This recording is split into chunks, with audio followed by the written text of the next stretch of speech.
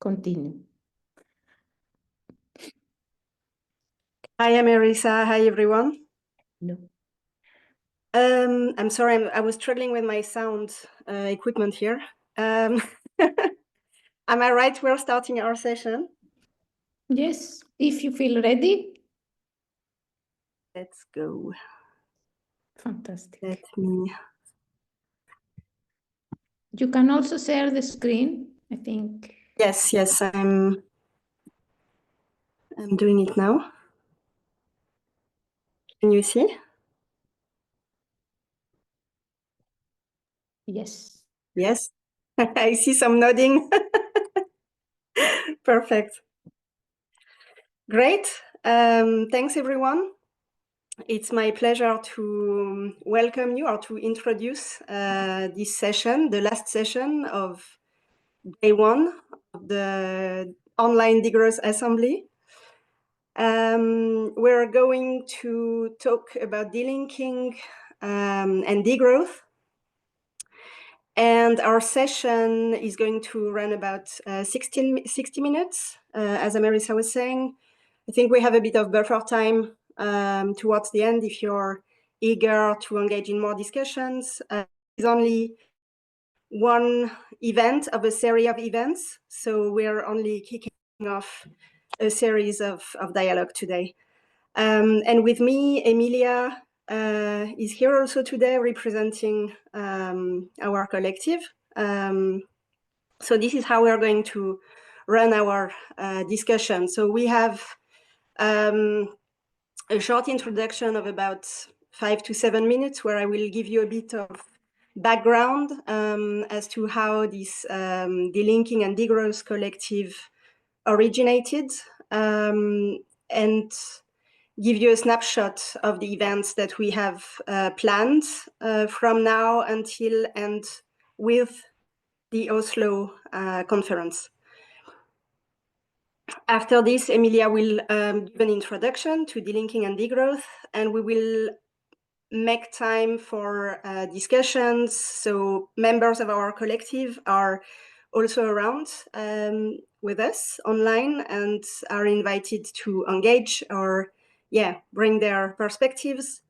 And we are also inviting you from the audience to engage and discuss. But of course, time is a bit limited today. So what we are planning to do is also to collect questions that can be addressed in a follow-up session that we are organizing on the 30th of May. Details will follow probably on the main website of the Oslo Degrowth Conference, because we're organizing this session as part of the pre-conference online series that are open for us to organize. This will be organized in a fishbowl model. So the idea is to really engage in discussions that are engaging and not having a frontal approach to this topic. That's also how we are functioning as a collective. Okay, so to give you the origins of the collective, I have to take you back to the almost 1 year ago. Actually, to the last Degrowth Assembly that took place in Pontevedra in June last year. And this assembly, maybe some of you were there, online or on-site, was closed with a very powerful speech that Emilia gave, bringing the perspective, a feminist perspective from the Global South and making a sobering assessment of the degrowth movement, I would say. A message that really triggered a lot of intense discussions and a lot of interest as well. I think a lot of reflections, and was appreciated as a call, like a wake-up call for many of us, and also an invitation to act from there.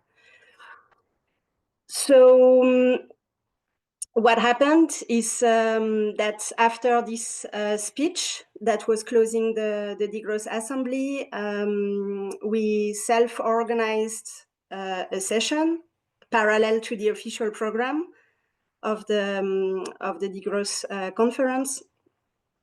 And this is a picture that can give you a feel for this discussion. It was next to the conference facilities, and out of this first discussion, a WhatsApp group emerged to make sure that we stay in touch together. And there are several online discussions that have taken place where we've been discussing having constructed structured discussions on delinking and degrowth, starting also on reflecting how can degrowthers in the global north from the global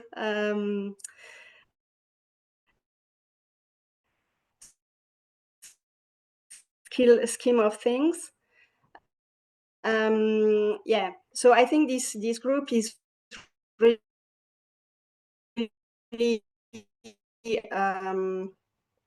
returns that have continued, and there's a lot more people. For lack of time to prepare for the conference, we didn't have all the faces, but we're around 40 people in the collective currently. And our objective is to collectively generate knowledge in and around delinking and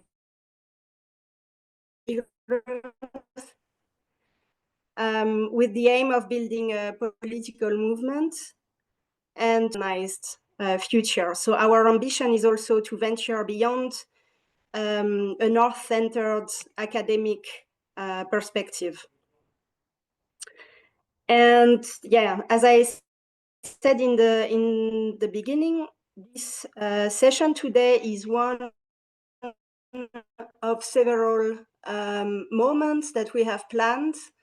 So the next sessions that we organized are now taking place in May. One will be a follow-up discussion to today's session.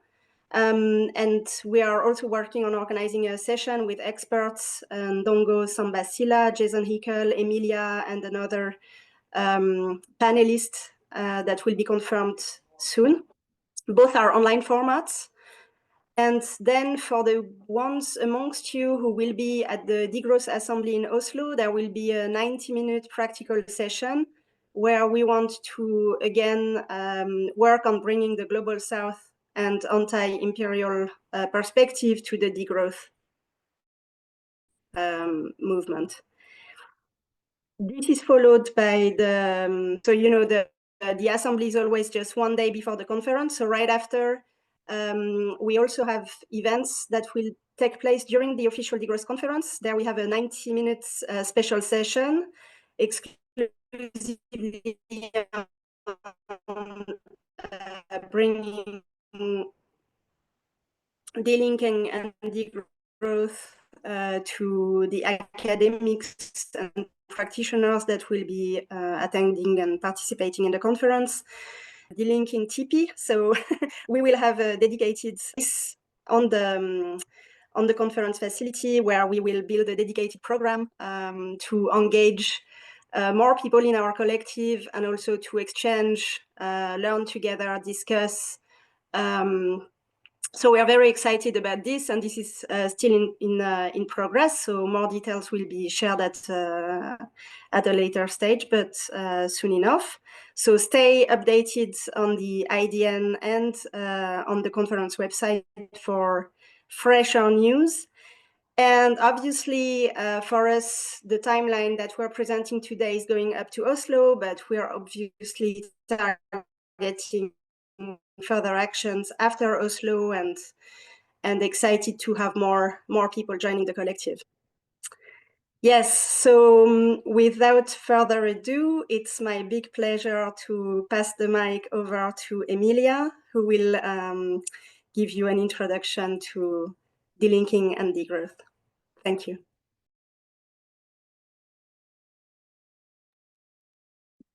Thank you so much, Mir. Hello, everybody. we are very excited actually to be here because, as Mir was saying, this is the product of a collective work. So what I'm gonna be presenting is first some reflections that are coming from the Global South. I'm Emilia Reyes. I'm an activist for global justice, and I was talking about the linking and degrowth in the last assembly. But then, as of then, we generated this particular group that has been working in a very particular angle, which is how degrowth and delinking relate and how we can support efforts of the linking of the Global South from the point of view of the Global North. And many of you already have discussed what are the systemic points of entry of degrowth. Gisela mentioned several of them when she was making her introduction. So we want to deepen into those points of entry. Also wanted to say that being an activist from the Global South, we do have a perspective of degrowth that may be a bit disruptive for many of you. Even I'm going to say my own view that's not necessarily shared in the group that we have, but I do believe that the snail is a very bad symbol of degrowth, because what we feel now is that degrowth is showing us the sense of urgency of how we are surpassing 6 out of 9 planetary boundaries. Climate change is just about, if not already, surpassed. So the symbol of the snail is actually a bad representation of what degrowth in the Global North needs to do. And so that's my personal criticism. We haven't discussed that in the group, but then this is precisely what we want to say, that the Global South has this sense of urgency that we want to share in the Global North. And this is something that came out. This group is composed actually by 54 people. And so we've engaged in different types of dialogue. So this is also an effort to start building a community that is generating collective knowledge. So very much also challenging the usual traditions that we're seeing in the Degrowth Conference, that is just one academic presenting their single paper and then they're off. We want to actually continue in generating collective knowledge and sharing a build of a work of knowledge that can also be shared around, and also with differences of regions and voices. But let me tell you a bit what are our points of entry. We are not gonna challenge the many definitions of degrowth. Just for the point of view of our group discussions, we have said that degrowth needs to happen in the Global North, also needs to happen in relation to concentration of wealth, and also needs to happen in relation to harmful sectors. In this way, degrowth in the Global South has those 2 points of entry, concentration of wealth and harmful sectors. But we don't think that degrowth needs to be the main strategy for the Global South. I think that's where this group deviates from many degrowthers. We think that degrowth is necessarily for the Global North in an urgent manner, in the Global South only in relation to concentration of wealth and harmful sectors. But what is the project for the Global South? It is delinking, and I'm going to explain a bit that. But to us also, degrowth and delinking relate a lot. And this group also has a very critical view of what some degrowth traditions in the Global North have, in which they say, we're going to go back to our communities, we're going to consume less, we challenge that. Even the lives and community, we challenge that, because we do know that the structural points of view of this current accumulation and exploitative system, and also supporting the dynamics of monopoly capital, all of those dynamics happen in the Global North. So the growthers who have this major landscape need to challenge those pillars of power. We cannot do that in the Global South. And just let me tell you some examples, like the main tax havens are based in the Global North. It's actually London, Dublin, New York, it's our country of Switzerland, etc. So it's really your countries. So you need to challenge power, because tax haven relate to the major drain of capital that relates to illicit financial flows. I think in the last year, $2 billion were extracted in just the region of Africa. We know that with illicit, just bearing in mind illicit financial flows and the debt servicing payment that the Global South is making to the Global North, that triples the amount of foreign investment and and ODA, Official Development Assistance, that is coming from the Global North to the South. So it is really very dire. And you know this from the tradition of unequal exchange. And you know that this didn't happen just naturally. This comes from a history of colonization and imperialism. But we really need to say that the growthers have very clear points of entry to the work that you need to do to challenge growth or growthist dynamics. So one is tax justice, challenging tax haven, illicit financial flows. Another is debt justice. Also, the main lenders are the developed countries. The Paris Club is built out of the global north countries. The OECD frameworks that are trying to undermine debt sovereignty is in the global north, etc. So really, you have so many points of entry. On cooperation, OECD is also undermining the logics, and every little piece of money that is coming on cooperation, the OECD says it has to go to the private sector, to private companies, and then deepening colonization and extractive practices. Also, the G7 is dictating the major norms on geopolitics, but just in the EU, for instance, the EU Parliament is having so many harmful policies for the Global South in relation to how they're going to engage with the WTO on trade agreements.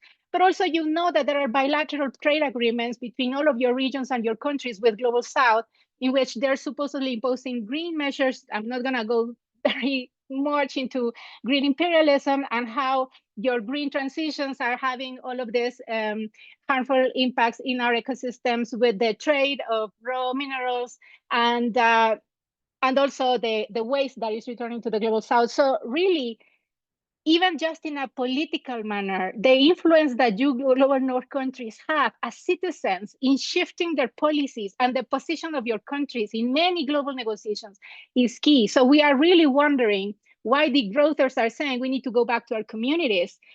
That is my personal critic that I want to say that is a very conservative position to have.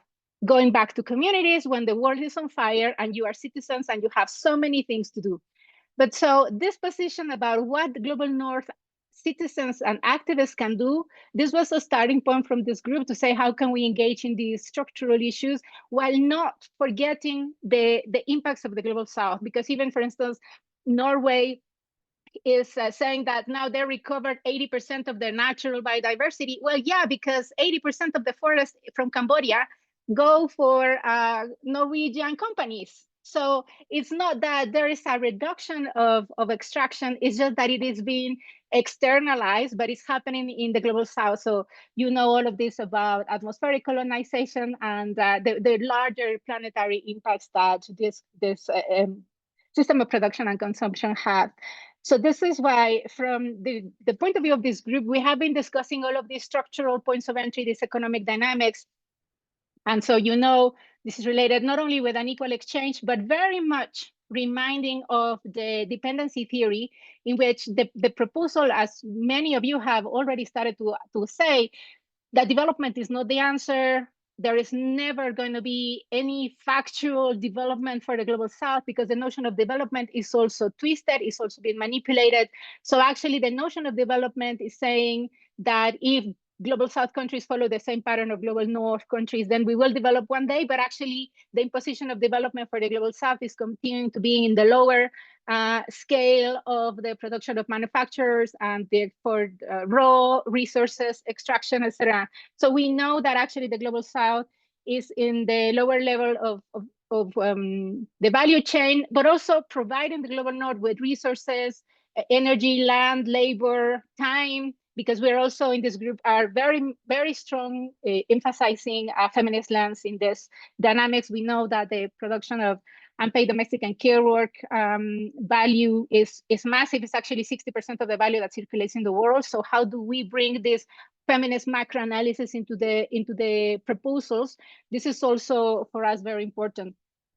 But we are not only having a dialogue on the economic dynamics, we're very much centering imperialism, because we know that is the other side, that when any country is really, really trying to surpass the faith that the notion of development has assigned to them, whenever a country goes outside of that, then the sanctions come from the Security Council itself, legally, but also the illegal unilateral coercive measures that you see that are being applied in Cuba and Venezuela, in Zimbabwe, etc. So the imperialism comes with a dynamic of violent coercion on the one hand, that is coming from trade, tax, sanctions, unilateral coercive measures, economic sanctions, but then they also come with the military power once all of the economic violence has been surpassed. And so we know that the US has, I don't know, more than 800 military bases all around the world. And we're actually thinking that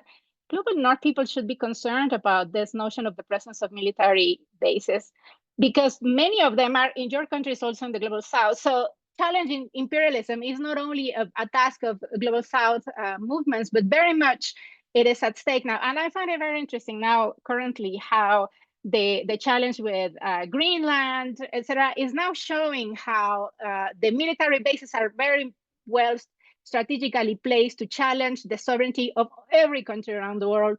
And therefore, we don't think that the only imperial project is from the US. We definitely think that all of the global countries are part of the imperial project, as we have seen with the genocide in Palestine.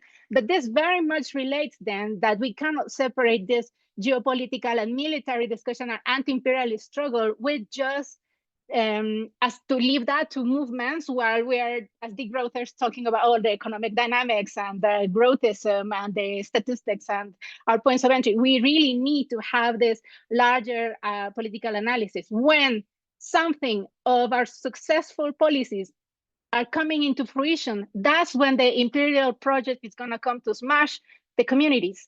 So we need to be ready, and that is the other angle that we're trying to think. So what is the linking? The linking is definitely thinking that we can transit out of the unequal exchange from the point of view of the global South. We need to delink from the global North, because the global North is imposing to us this destiny of genocide and ecocide. So for us, it is key. So that's why there is a connection from degrowth and delinking, and it's also a matter of not only an economic position, but it's also expanding the autonomy to have better conditions to negotiate in a multilateral arena. So also, I'm not going to touch on this very much. I'm going to leave it to our discussion, but the context now is very much taking us to a multipolar world. And so this is the best moment to promote a delinking. However, the rise of fundamentalisms is also giving us a harsher risk when we are pushing for these agendas. But definitely the linking relates to expanding sovereignty, self-sufficiency, and autonomy for countries, but also in a manner that we're thinking that this has to expand alliances at the South-South level, but also interregional alliances to face the different challenges. And well, you've seen all of the reshifting of alliances that is happening now with the trade tariffs. So rather than have that happen in a chaotic manner and also allowing the right wing to step in the wrong moments, we want to take ownership of that with a planned process, but also engaging movements from the ground. And so how does this look like from the point of view of the global North? As we said, this group is mostly tackling the linkages of degrowth and the linking from the point of view of the global North, where we see that there are many potential, where we think that degrowthers can help in supporting and following up, digging in further, protesting, engaging, analyzing in issues such as trade agreements, illicit financial flows, debt justice, resource justice, digital justice, tech justice, monetary justice. Just for instance, people in France can very much challenge the dynamic of CFA franc in Francophone Africa, but very much relating as well with struggles that are anti-imperialist, anti-militarist, anti-Zionist, anti-fascist.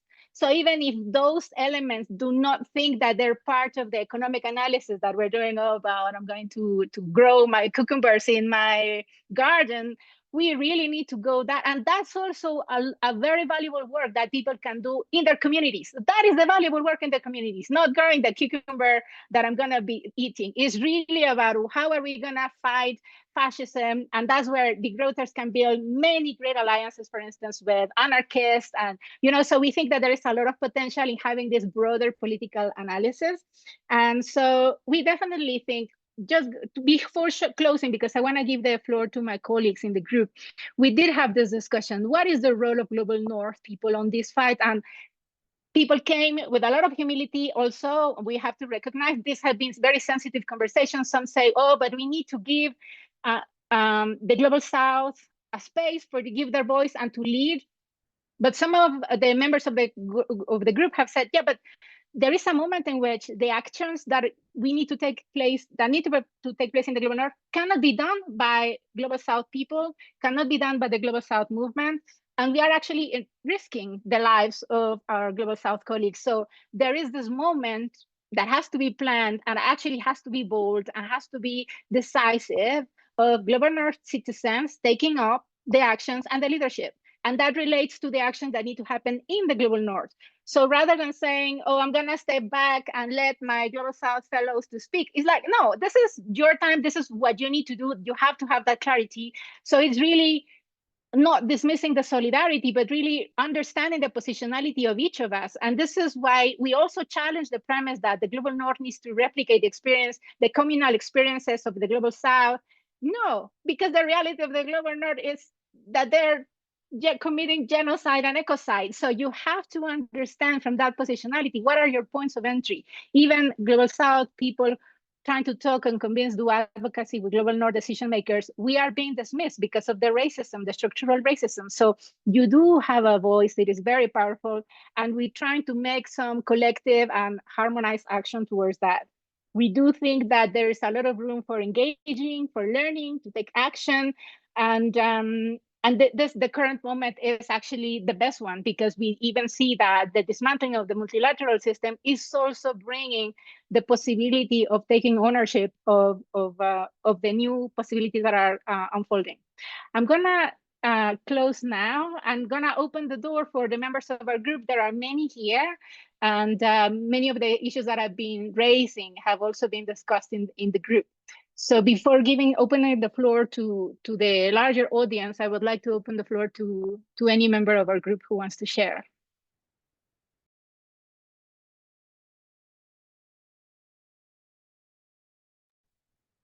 Anyone? They're gonna say I'm delusional, I'm making up this group. I'll Yes, give it a Angela. go. Yes.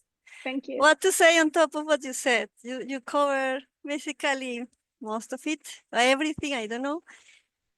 I just want to connect because we were discussing actually in our session earlier in Spanish in our group for policies and actually degrowth in practice, and we enter into the topic, how do we tackle degrowth in practice? And we just precisely concluded, or I didn't make much of an introduction like what you did here, but exactly when we try to bring degrowth to the South, or try to discuss systemic problems in the North, we need to start bridging or really connecting solidarities North-South to avoid putting on the bodies of the people of the countries of the South all the burdens. And this has been, this is something that has to be stressed, because there is no way to we cannot transform the system if we don't recognize that the violence is continuous. And as a person that lives in the North, but I come originally from the South, it's really, there is a lot of importance what to do, how to actually contribute from here, where we are as an inhabitant of the North, we are continuously benefiting from the labor, the exploitation, the products, the unequal exchange. We have the luxury of discussing, understanding. We have the luxury of taking our time. We have the luxury of thinking in the topics we like. We have the luxury to have some eventually vegetables on our table that we made. How it doesn't make sense. And most of all, yes, as you mentioned, Emilia, we are seeing an experience on the field with Palestine. And Palestine is opening all the topics at once. So I want to stress that because it has been a discussion. We always discuss about Palestine. We always have it present. For some of us, was an unknown reality. Was not close because, for example, I come from Latin America. So it's not in my daily life to see what happened. But I could very well relate to what I have seen as a child or what we see growing in Latin America, where many elements are just we can map different scales, different moments, definitely are different situations in many senses, but structurally come from the same origin. And even though degrowth has taught us, and I personally can say that it taught me a lot, so I have really encountered basically an incredible amount of arguments that I consider excellent arguments to be used against the system, because I think it's brilliant when you really mix environment with society and with economics, and you present it to a population. So I'm part of the population who didn't actually study these topics. So I was out, let's say I was off the topics. Many people that have had this in their life, in their activism, in their normal, I don't know, activities, probably the access is easier, but for people that actually are completely removed, I mean technology, completely removed from that, this has been a discovery, but this is one step. The linking and the possibility of entry points from degrowth, which is a production, producing the North in a sense, as a narrative. This is the opportunity to go to the second step at least, and start tackling actually structures and have effects that seem more practical and connect really what is going on in societies right now. So as we speak, well, there are more things. I will stop here. Of course, I think there are many topics, just to close up, many topics, particular topics that had to be discussed as a collective. So since the topic is so vast, it's huge, it's enormous, because we have to basically change everything from this point of view. No, we already knew it from the degrowth perspective. Now imagine if we have to actually add to this mix the fact that it's systemic, and it deals with huge institutions, powerful institutions, and violent institutions. And we have to think each topic of that affects us, or where we are experts, or where we need a conversation. So it needs definitely a lot of people, and particularly a lot of people in the North. So that's where we are here. Muchas gracias, Angela. Someone else from the group, and I see some people raising their hand. Before giving it to the audience, I really want to give the floor to someone in the group. Yeah. Okay, take the floor. Yeah, I don't know who is there. Go ahead. Should I? Yeah, hi, everybody. I'm Matthias. Yeah, so I'm very excited about this topic. It's part of my research as well. So, well, I have a lot of stuff to say, but let's see if I can be brief and short and clear. Like, one of the things that happened to me, like I came here, like I came to degrowth actually from the critique of it, I'm from Chile, coming from the Global South. And also, like when I see myself like talking to people that have been like exposed to degrowth literature and stuff like that, like they see like degrowth as an anti-colonial movement per se. When you say like, okay, degrowth is going to liberate a space for the Global South to develop, right? In the sense that I don't know who's going to decide how the Global South will develop, but in this kind of like discourse, like you kind of miss the point of like there are a lot of like power structures and like global economic and financial structure are like working on in this current system that don't allow like the Global South to came out from the debt trap or these dependencies, right? But what is important to mention here is that I also want to like stress out that the Global South can be an active actor in shaping degrowth in the North as well. So sometimes that's what I see from the degrowth discourse, that see a little bit the Global South as a passive actor that is receiving the benefits that are causing the Global South from this delinking that we are talking about. But I see there are like a lot of pathways that we can create in terms of South-South solidarity and stuff like that, and also coming from certain economic kind of activities that we can engage in, like in solidarity, in cooperation among the South, to actually like start delinking ourselves from the global North economy and being active actors in shaping like and steering our economic or like well-being pathways. So sometimes it's important to see that degrowth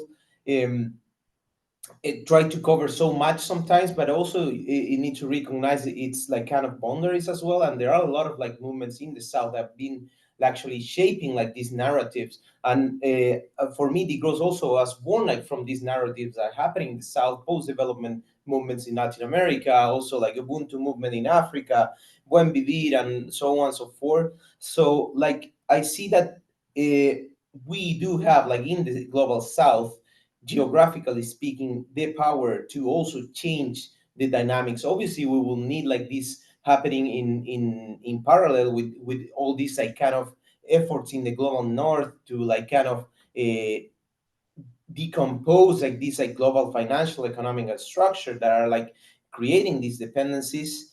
And but we have the power, and there are like ways to do it, right? And the other thing that I want to stress out, that there are also like South in the North that we cannot really forget in this conversation, because when we talk about global South, sometimes we think or we believe that we are talking about like geography per se, but it's also about like people like such groups that have been marginalized in the North.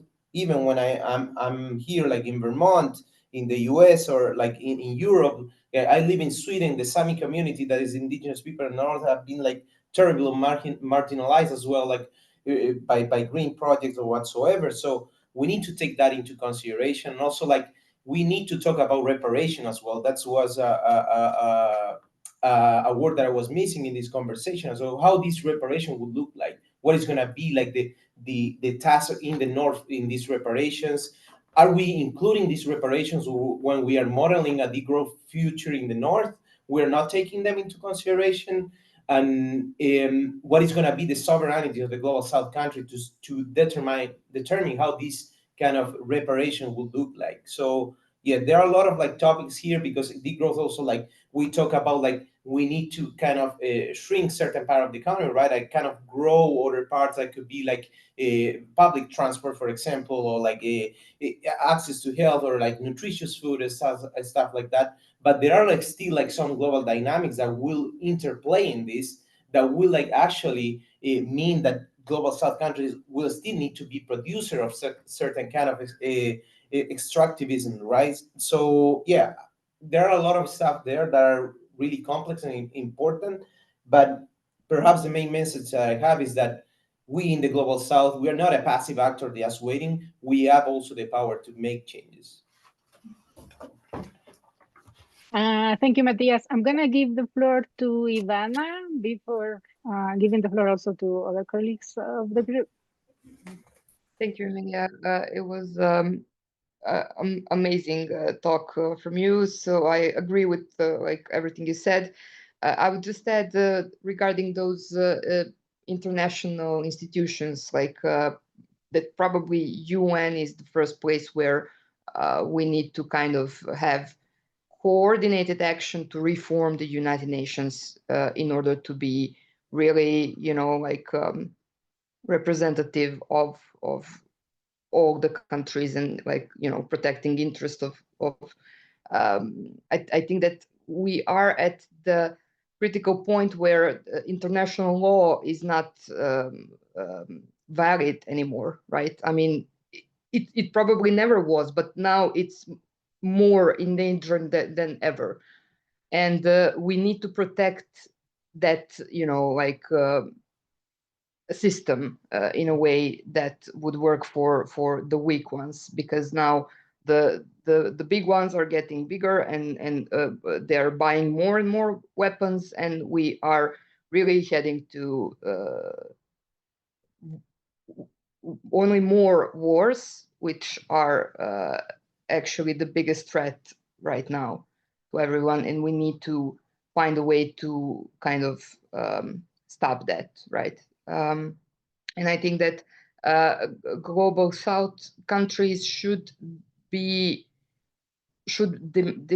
demand the reforms so they have the same power as you can have balanced world if you have few countries that have right to veto any decision, because so far it was you got that balance because USA was different than China, and now you have or Russia, but now they are all kind of, you're getting to the multilateral world where you have few big countries that can literally use the rest of the world as their battlefield for their wars for resources. So we should really kind of deal with that topic as the highest priority. Yes, thank you, Ivana. And yeah, many things have been said, and also in the chat, there's very it's amazing that people is having so much interest. I just want to say, while other colleagues raise their hand, to Matthias, the issue of, there are many topics that pertain to our discussions as Global South. We wanted to give the Global North people some points of entry for their actions. Well, I'm part of a larger feminist group of discussing the linking for the Global South, and we are embarking on another process to mobilize the Global South on a larger engagement on the linking. And so the discussions of reparations are not done. This is why we haven't discussed this also in the Global North on the way in which, again, this has to come from a position from the Global South to have a conversation in the Global North. And this conversation, the generation of what is the linking for us at this moment in time, not from what the theorists of the dependency theory were telling us in the 70s and the 80s, or before Samir Amin died, or Enrique Dussel. We really want to say, how does that look like in the moment, in current time, for instance, with the financialization dynamic, or now the digital economy, or etc. So what does that look like? We really want to take some time to discuss that. There are many debates on reparations, but we do know, and also that goes to what Ivana was saying, is that from us, the point of view of reparations needs to be macro as well.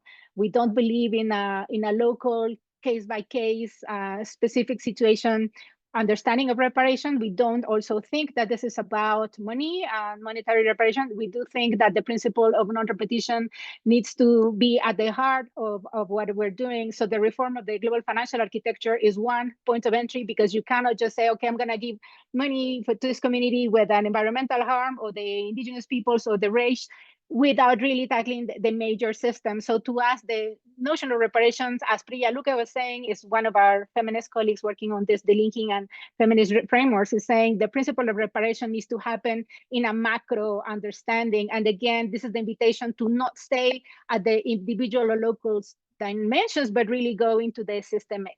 And also in the understanding that we need to dismantle the system and build a new one. So we cannot just say, I'm going to go to my community off the grid, I'm going to consume less, because we know that the major fire is happening. So again, how do we engage? And also in the understanding that the multilateral system, as Ivana was saying, is totally co-opted now by imperial projects. So how are we going to carry out a lot of the burden now, and but also not to let those who are already having the major burden to keep on continuing having. And that's why we challenge the premise that the Global South people needs to do that.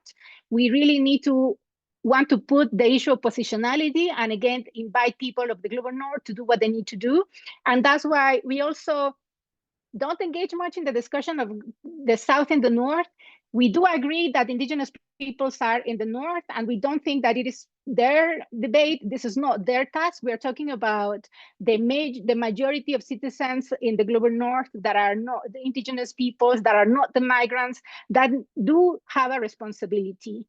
And so to us, the message of this group is to those groups of population, and we do have these other spaces for Southern people that need a lot to discuss, but we do not think that the burden of the transformation of the Global North needs to fall on the shoulders of people from the Global South, although there is a lot that the Global North needs to learn from the Global South. And also there is this necessary conversation of solidarity, but also of articulated action, very much in line with the understanding of the imperial project that many of your countries are also supporting, and the major impacts are, again, falling in the shoulders of people from the Global South. So this definitely needs to be a common understanding. Yeah, I don't know. And definitely the issue of anti-imperialism is key at this moment to interpret the multilateral system.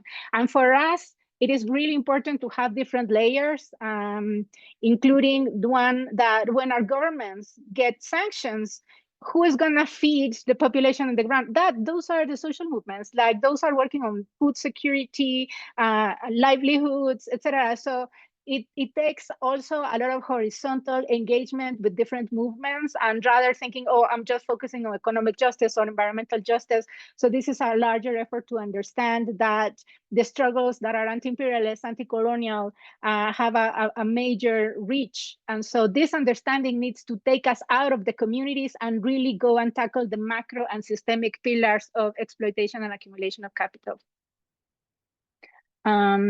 Anyone else? Maybe someone from the group?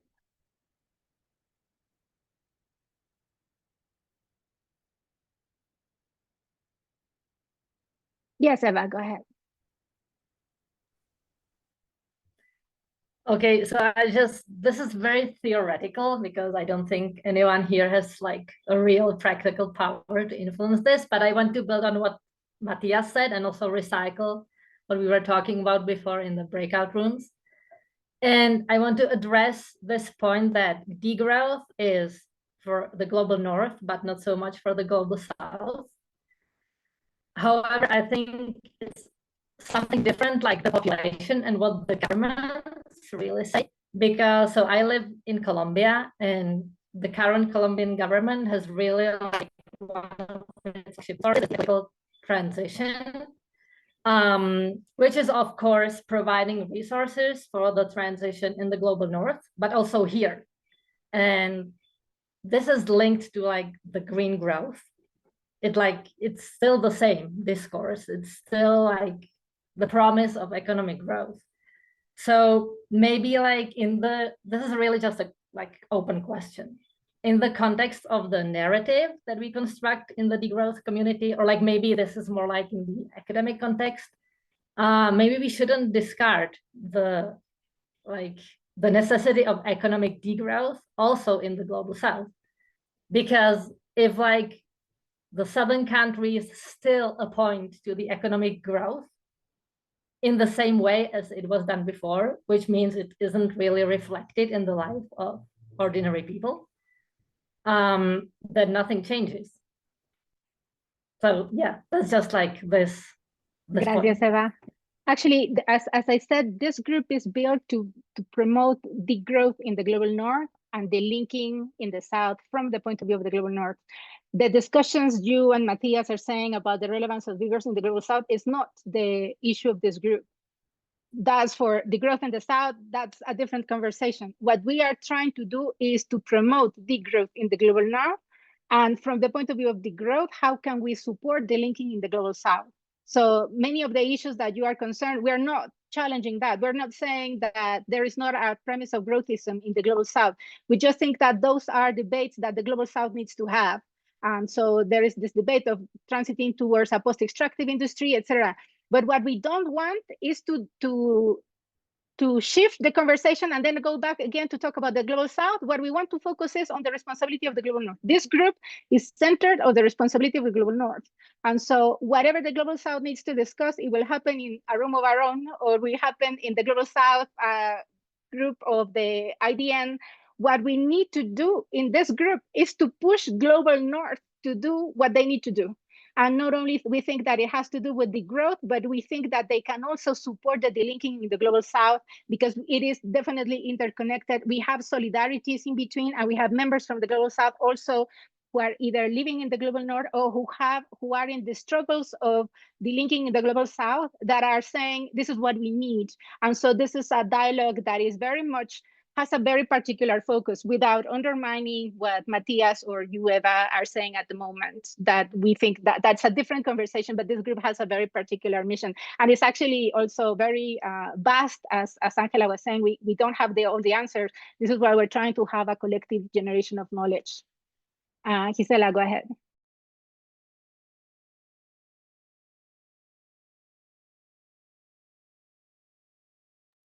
You're muted. Yeah, I was wondering, this is really a big thing to do in the North. But I have told this story many times.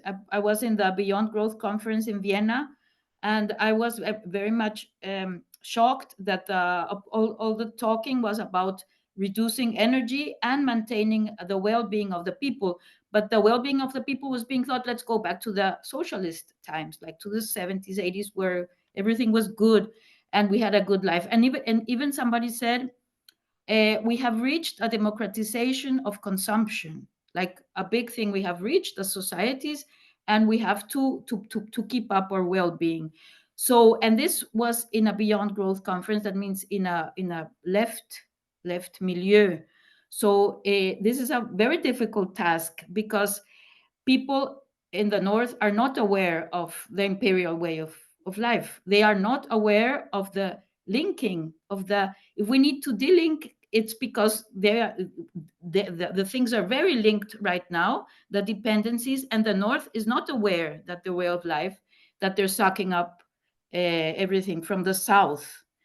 And so my worry is how to bring this awareness even in circles which should be more receptive to being critical, but are not critical enough. And then second, we're already saying we have to degrow in the North. And everybody's already imagining, well, we have to consume less, we have to live like poorer. And then you tell them, not only that, you're actually consuming much more than is good for the North. So it's like bringing them even more down. So it's like, I'm almost like, wow, this is difficult. So this is actually like a task for real. Not my task. My task is more like in discourse and like this, but I see like this needs like a very combative social movements in the institutions themselves, because the right is taking over the narratives about bringing the well-being to the people again, MAGA and all this, and we're saying no, you're consuming much too much. And so it's just my thought. This is a big thing. It's difficult, and it needs to be fought like in the real institutions. I'm glad Emilia's there. And yeah. But yeah, it's a big challenge.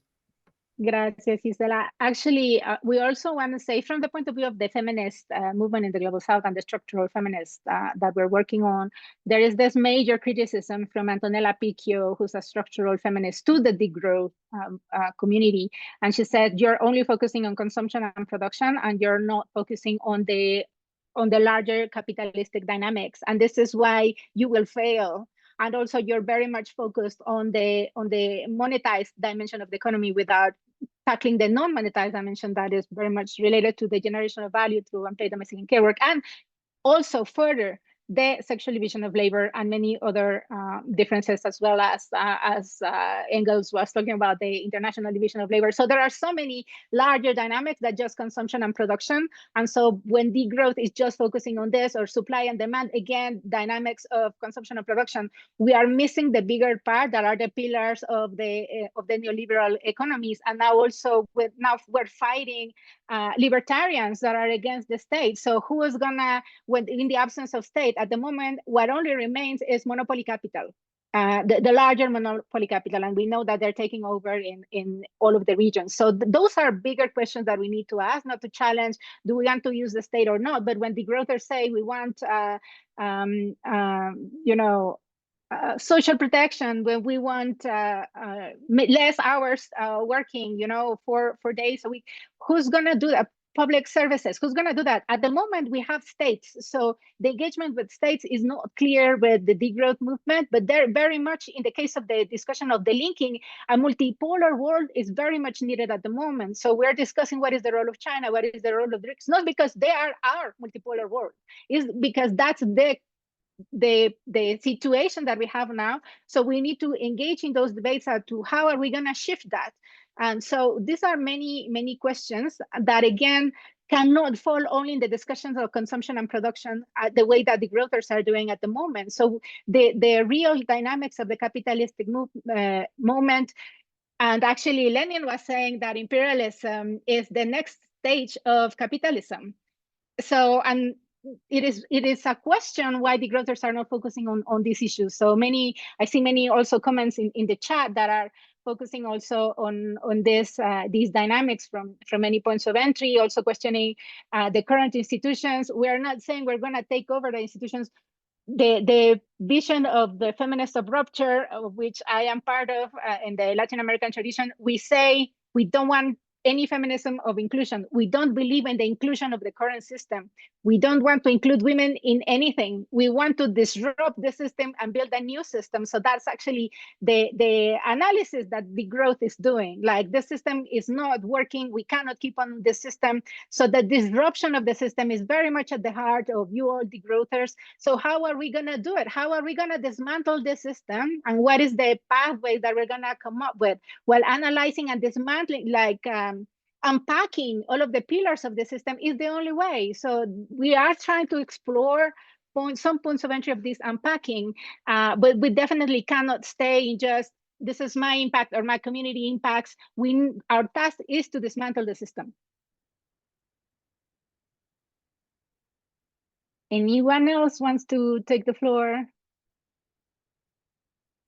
And maybe also you can start helping thinking about the questions that we need to address in the next session of this group, because we are definitely trying to think about other points of entry for our group and engaging with all of you. And you are also very much invited to join us in these collective reflections.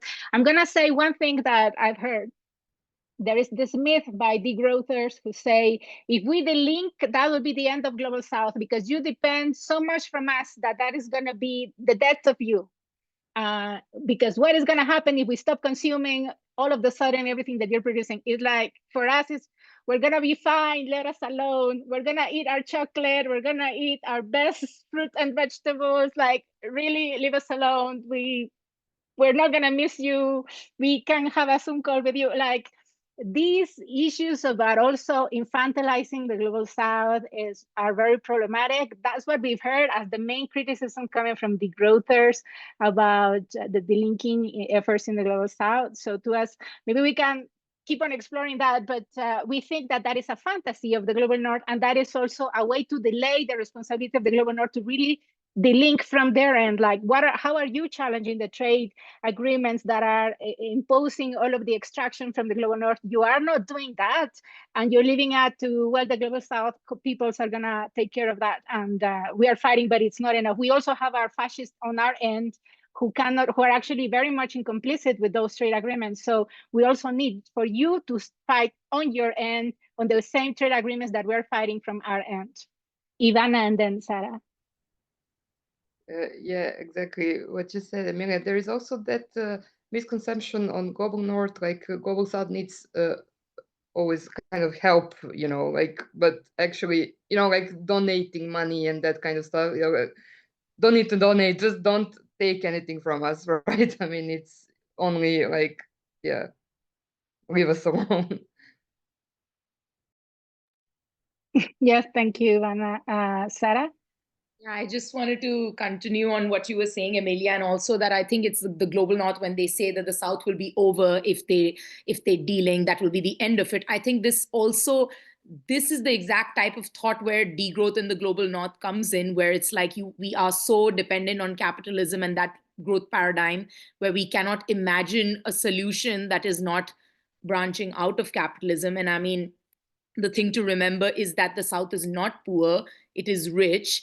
And we are the ones who are endowed with all the vast tracts of fertile land and abundant labor and extraordinary resources and productive power. And the only problem is that they do not have sovereign control over these capacities. So I think what this group will end up figuring out, and I guess the aim and the dream is that, how do we achieve this, and, how do we do everything possible to reduce this dependency on imports from the core in order to reduce our exposure to sort of like, drain through unequal exchange. And also the hope is, to implement like an industrial policy to develop sovereign industrial capacity, and, and then so on and so forth, deploy public finance and credit policy and mobilize that labor. So I guess that's I think these are the points, these exact points are the ones that we need to be driving home as a collective, and also hopefully create I just realized my camera was off, and hopefully create like a capacity where we are, where reform is not an option. It's disruption, it's rebirth, essentially. And I'm very honored to be part of this collective with you. Thank you so much. Anyone wants to summarize what has been said in the chat as well?